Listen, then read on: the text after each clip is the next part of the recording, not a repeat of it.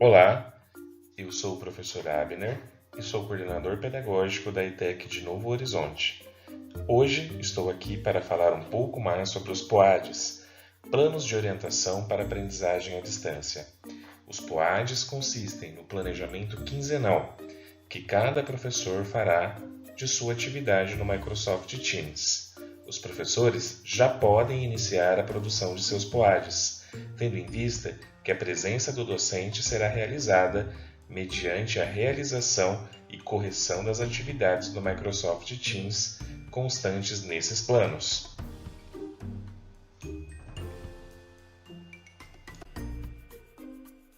O POAD a ser preenchido foi disponibilizado no e-mail institucional e na plataforma Teams para todos os docentes em formato DocX, também conhecido como formato Word. Esse documento é constituído de duas partes a serem preenchidas. A primeira parte contém as informações fundamentais e a segunda parte, o plano didático. Vamos falar mais detalhadamente sobre cada uma delas? Na primeira parte, o docente deverá preencher as informações sobre a unidade, curso, série, componente curricular e outras informações. Atenção! O item turma só precisa ser preenchido para professores que trabalham com divisão de turma, devendo especificar se são responsáveis pela turma A ou pela turma B. No plano didático, a primeira informação a ser preenchida é o período, a quinzena, em que o professor trabalhará a atividade proposta. Esse período deve corresponder sempre a 2 semanas letivas. O próximo item são as competências, que estão presentes no plano de curso e no plano de trabalho docente do professor.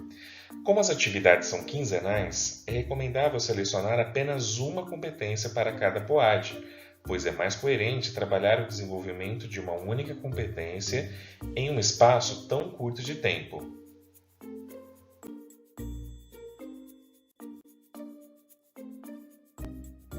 O segundo item são as habilidades. Analogamente às competências, a habilidade selecionada deve estar presente no plano de curso e, mais uma vez, é recomendável que cada POAD contenha apenas uma habilidade, ficando coerente com o período quinzenal de trabalho de cada atividade proposta.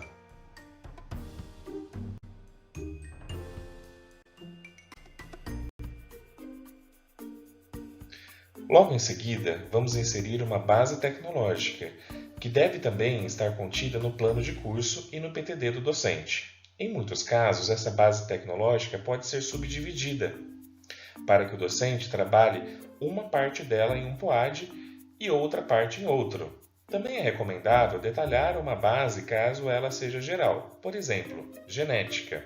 Por ser um termo muito abrangente, o docente pode escrever com suas próprias palavras o que será trabalhado especificamente dentro desse tema.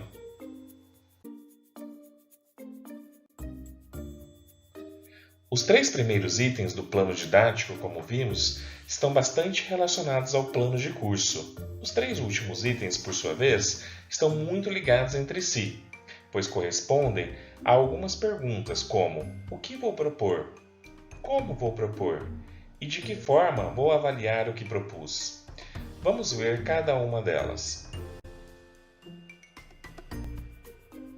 Atividades propostas. Nesta parte, o professor deve responder à pergunta: o que?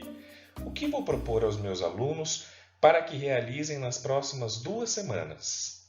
Aqui, o professor deve dizer qual é a tarefa que os alunos realizarão durante a quinzena. Resolução de exercícios, elaboração de texto, desenvolvimento de estudo de caso, realização de fórum temático, dentre outras possibilidades. É muito importante também deixar claros quais serão os materiais disponibilizados, em termos de textos, esquemas de aula, arquivos em PDF ou do PowerPoint, sites, blogs, podcasts, aplicativos ou mesmo videochamada. A atividade proposta deve ser coerente com os materiais disponibilizados, de modo a facilitar a compreensão e a realização das tarefas pelo aluno. É salutar também que poderá haver dificuldades de ordem tecnológica, de modo que arquivos muito pesados poderão não chegar até o estudante. Nesse caso, é sempre importante planejar a atividade pensando no contexto em que o aluno está inserido e prevendo eventuais dificuldades que ele poderá enfrentar nesse processo.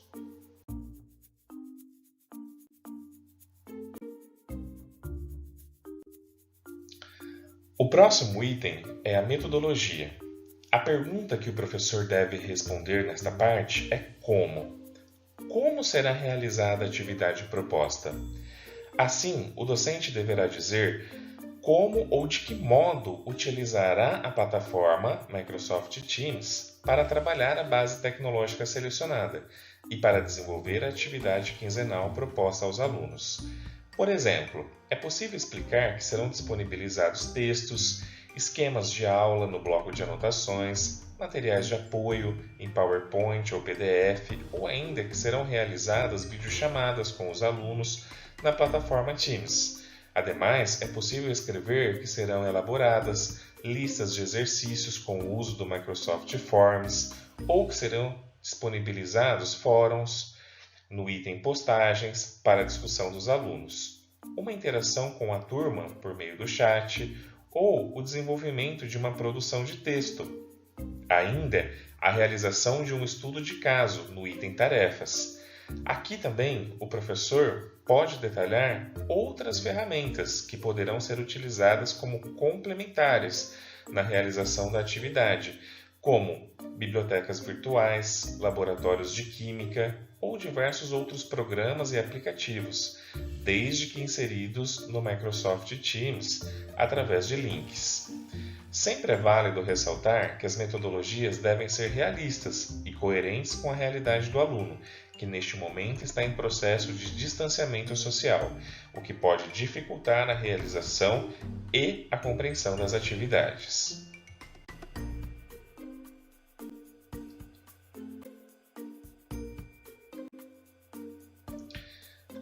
O último item é instrumentos de avaliação.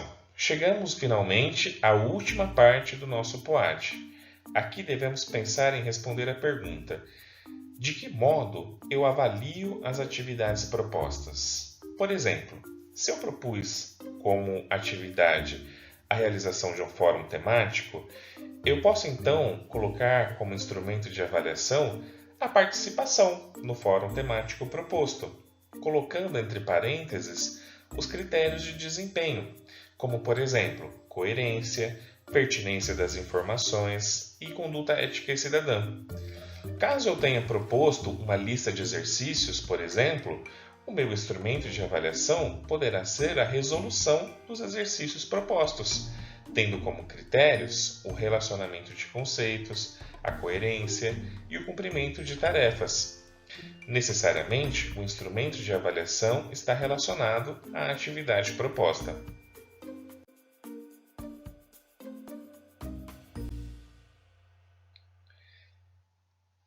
Após o preenchimento dos primeiros POADs, solicite ao seu coordenador de curso que verifique se o seu POAD está adequado. Caso esteja tudo certo, será necessário agora postar o arquivo no NSA. Como então realizar a postagem do POAD no NSA? Vamos lá. Ao abrir o NSA na tela inicial, após realizar o login, aparecerá essa tela. Escolha então a opção Área do Professor e Coordenador. Ao clicar nessa opção, uma nova tela será aberta.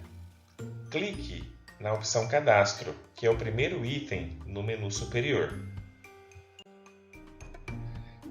Selecione então a opção POAD, Plano de Orientação para Aprendizagem à Distância, que é a penúltima opção do menu, e em seguida clique na opção Entrega.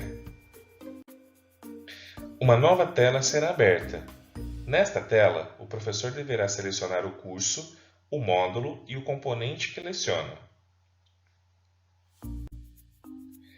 Após selecionar todas essas opções, a opção Adicionar Novo no lado direito da tela, ficará disponível.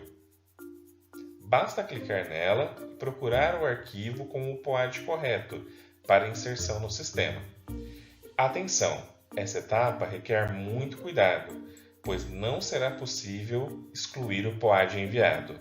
Certifique-se de selecionar o arquivo correspondente ao componente correto. Essa atenção poderá poupar muitos transtornos futuros. O professor pode também utilizar o repositório do Centro Paula Souza para encontrar exemplos preenchidos de POADs e utilizá-los como referência na elaboração de seus próprios planos.